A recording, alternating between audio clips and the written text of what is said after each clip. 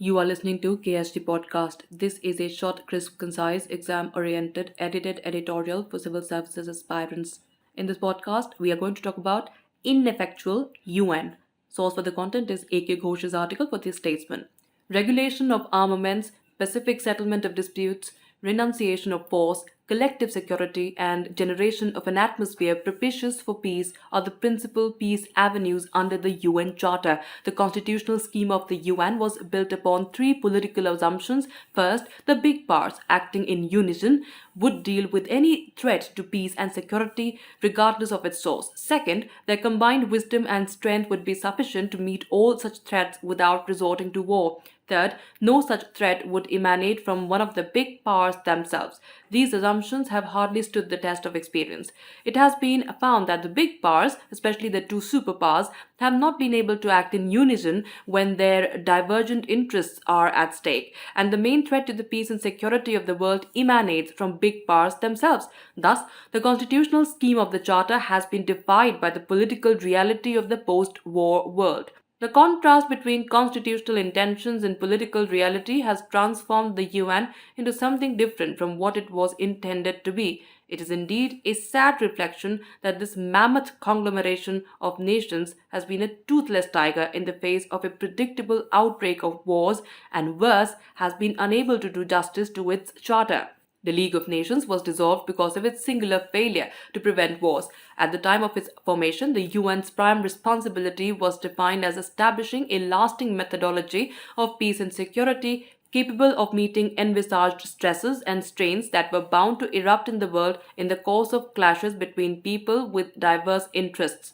The founding fathers of the UN felt that the most effective method of achieving the UN's tasks was through a system of collective security, which meant empowerment of the UN to use force against any country that pursued an objective amounting to aggression into the domain of another country. The drawback was the huge hiatus between the UN's written directive and its actual implementation, emanating mainly from the fact that the will of the UN is nothing more than the collective will of its individual members. It has been observed that by the time a UN mandated force got deployed, the damage done in the interim period had become irreparable. An example in point is the Balkans. First Bosnia, then Kosovo witnessed an organized pogrom against ethnic Albanians akin to a mini Holocaust, with two superpowers, both UN members incidentally, pulling in opposite directions over the issue. The UN finally managed to cobble up an international force whose contribution to tackling the conflict was negligible.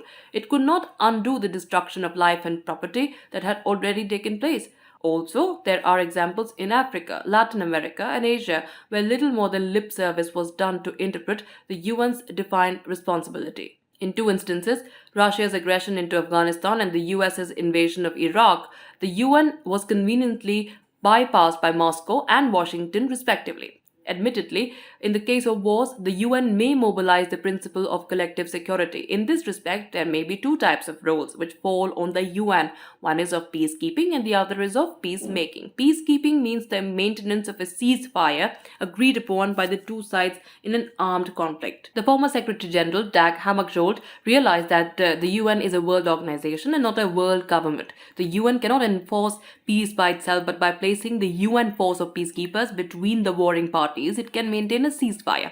This type of action was first tried in 1956 between Israel and Egypt. By the end of the Cold War, a good number of such peacekeeping actions were under the care of the UN.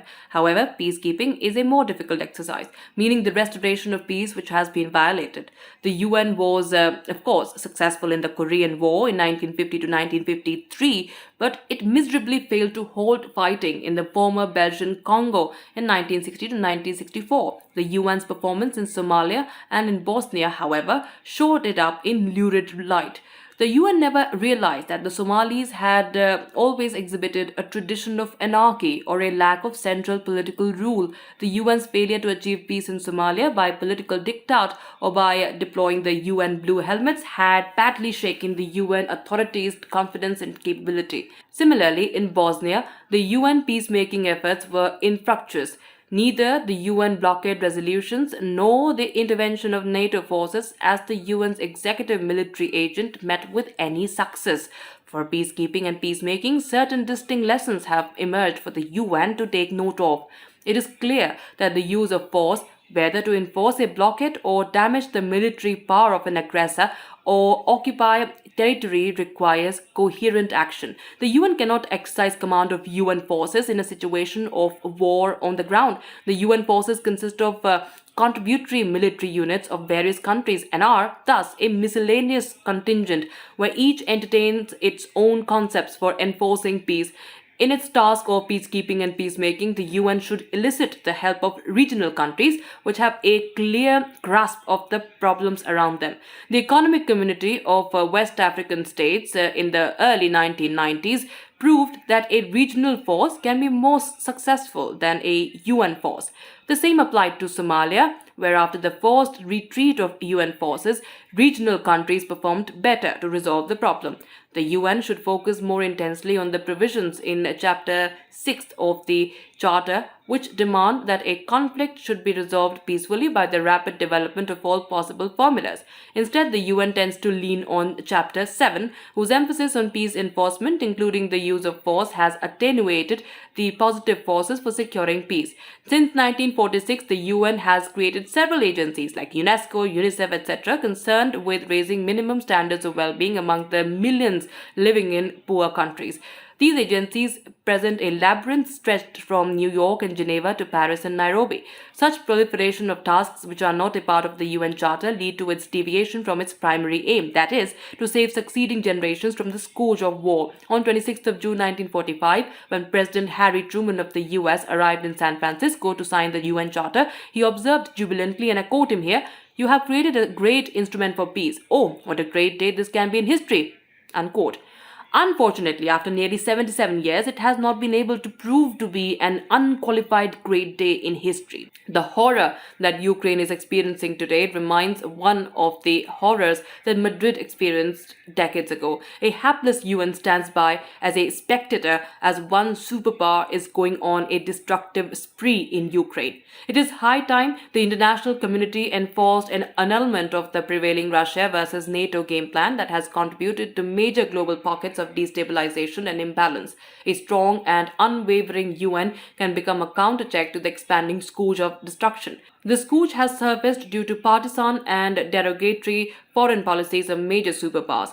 A rejuvenated UN would be able to curtail such policies and oversee the reconciliation of global issues through the civilized techniques of negotiations. That's it for this podcast. Thank you so much for listening. To join KSG India courses and to crack the IELTS exam, visit ksgindia.com. You can also get a PDF of this podcast on ksgindia.com. Thanks for listening and do subscribe to our channel.